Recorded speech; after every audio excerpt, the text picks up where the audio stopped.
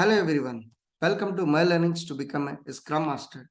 Today we are going to learn about waterfall. What is a waterfall and what are the phases of waterfall and what are the challenges which we face when you are using a waterfall model. Let's start. So today we are going to learn about a waterfall. So waterfall model is a traditional approach for project management which is managed in phases. When you are going to complete the project, this project can be completed in a linear sequence, means by moving from one phase to next phase. Next, we'll be seeing about the phases in waterfall. In the phases of waterfall, the first thing when it comes to the picture is the requirement.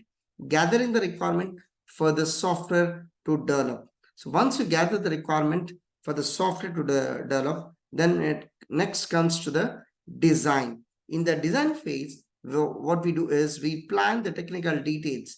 And generally, in every project, we'll be having a software architect of the project, which are going to plan the technical details. Next comes I. I is for implementation, where we perform the coding and programming, right? Then once you're done with the implementation, next comes the T. T is for testing. Testing the software for the bugs. So once you have the requirement, once you have the design and doing the coding, then we'll be testing that software whether it is working as per the requirement. Once you're done with the testing, we'll be delivering and installing the software for the customer. So once you deliver, we'll be having the final phase, which is called as maintenance, where we provide the support and maintenance for the software. Here, the projects are managed in the phases and the project in a linear sequence by moving from one phase to the next phase. So these are all about phases. If you want to remember the phases in easier manner, we have a slogan RDITDM. R for requirement, D for design, I for implementation, T for testing, D for deployment, and M for maintenance. Next, we'll see what are the challenges of using the waterfall model. So the first challenge is F. F is for nothing but where the waterfall focuses on one type of work at a time.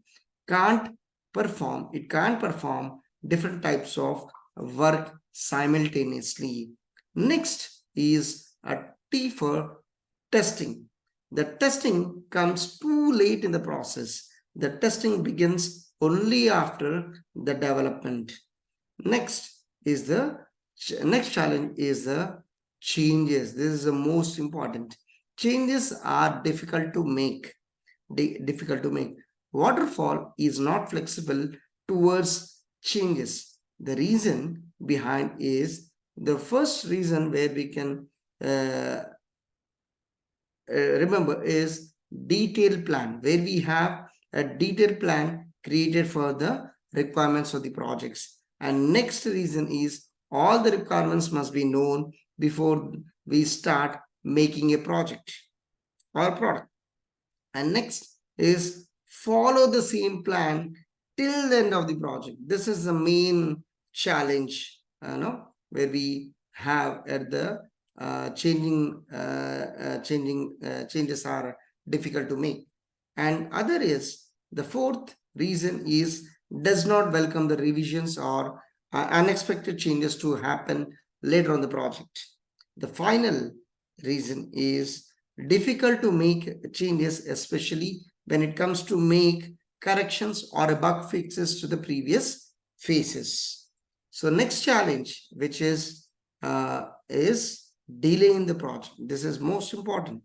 So which take longer time to deliver the product to the customer.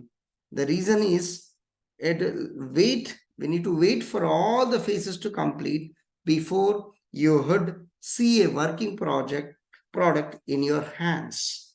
Next, L, lack of customer involvement. The customer will interact with the team at the beginning of the project to provide the requirement and end of the project by receiving the product.